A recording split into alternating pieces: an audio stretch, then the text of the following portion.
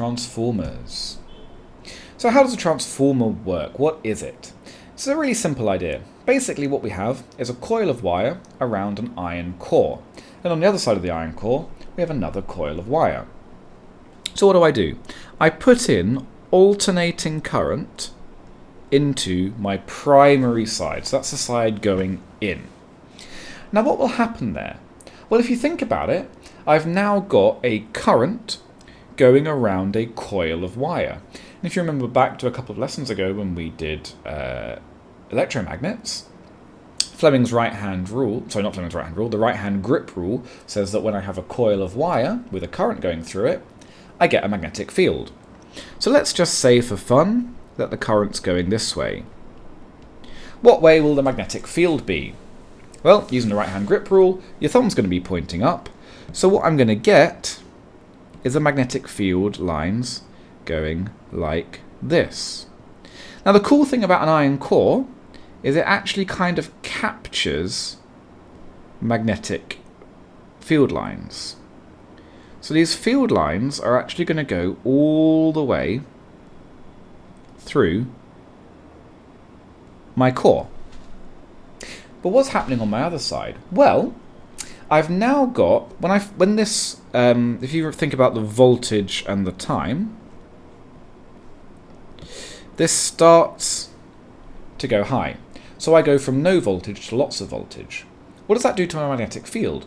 It makes my magnetic field be created. It creates a magnetic field. So on this side, I now have a changing magnetic field. Or field lines appearing. Now if field lines appear, to appear, they're going to have to cut through my wires. What happens when I have field lines cutting wires? What it does is it produces a current, or it produces a voltage. So a voltage is being produced at this end. So it's a really elegant device. What I have is a changing current going in. That changing current creates a changing magnetic field. And if I have a changing magnetic field around a coil, that generates current. Now what's quite cool is this will only work with alternating current. What happens if I supply DC? Well, if I supply direct current, DC, the primary side will still produce a magnetic field in the core, but that field isn't changing. So there's no cutting on the secondary side, and because there's no cutting of field lines, I don't get an induced voltage, so it doesn't work. Now there are two types of transformers, step up and step down. A step up transformer has a couple of coils on one side and lots of coils on the other. Now if you think about that, what that means is we've always talked about how you can have we can increase the voltage produced by a generator by having turning faster, or having more coils, or having a stronger magnet. Now, if you remember what I said, this all comes down to the rate of change of the rate of cutting magnetic field lines. So if I have more coils, or more turns, because remember turns and coils mean the same thing, then I'm going to have a bigger voltage on the other side. So this is a step-up transformer. It takes a lower voltage and makes it higher. Conversely, if I go from lots of coils to fewer coils, that's going to reduce my voltage, so I'll have a lower output voltage. Now there's a cool equation for this. What I do is I need to call each side something. So this is going to be called my primary side. That's the side in. And this is going to be called my secondary, or my side out.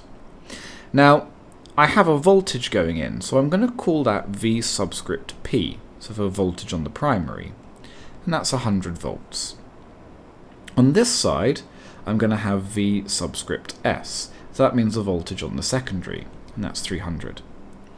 Now, there's a really simple rule to remember this. All you need to know is that the ratio of the voltages is equal to the ratio of the number of turns. And we can prove that. Yeah, so I know that voltage on the primary is 100 over voltage on the secondary, which is 300, and the ratio of turns are 5 to 15. And what you'll find, if you cancel that down, both sides of that will be 1 to 3. So that equation works. Now, something else we can do. If you think about power, what's the equation for power in an electrical circuit? Power is IV. Now, a transformer doesn't have any way of creating energy.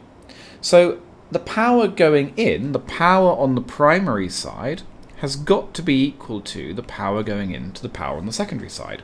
I can't create energy from this. And that's the first thing that people often think. They think, well, a step-up transformer is making a bigger voltage, so is it making energy? No, it doesn't, and this is why. I can say, therefore, that the current in the primary times the voltage in the primary is equal to the current in the secondary times the voltage in the secondary. And if I just rearrange that, what that comes to is Vp over Vs is equal to Is over Ip. Now, because these two have to be equal, what I can say is that if the current in the primary side goes up, there's a voltage in the primary side goes up, it becomes bigger. No, let's not do it that way. Let's say let's talk about the secondary. So let's think about a step-up transformer.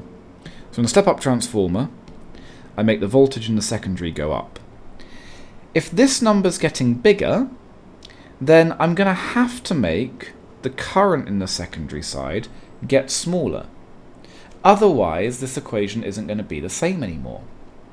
So what I find is that as I increase the voltage, I lower the current. Now, why is that important? Well, if you think about how I distribute electricity, all the wires act like resistors. Now, we try and make all the wires have a low resistance, but over the course of a whole country, they might have a resistance of, say, 100 ohms. Now, I know that the power in a resistor is equal to I squared times the resistance. So what you can see is that if I have current going through a wire, I'm going to lose power in it. I don't want to spend power on my wires. I want my power to all be sent directly to where I need it. So I've got a problem here. But look at this. If I goes down, power goes down. So what I want is in my wires to have the lowest possible current. And the way I do that is by making my voltage really, really high. So what we do in a power station is we have a step-up transformer. So what a step-up transformer does is it makes the voltage high and the current low. So that means that I don't lose much energy. But 132,000 volts will kill you instantly if you touch it. So it's not safe to have going into a home. So when we get to people's homes, what we do is we have a step-down transformer. So what happens there is the voltage drops and the current increases. So ideally, I don't lose any power, but what I'm doing is I'm saying that I reduce my losses in transmission and sending it across the country by having very, very low current, so I lose a little bit of power. But in the homes, for safety, I want a lower voltage, higher current. And that way I can balance not losing energy with safety.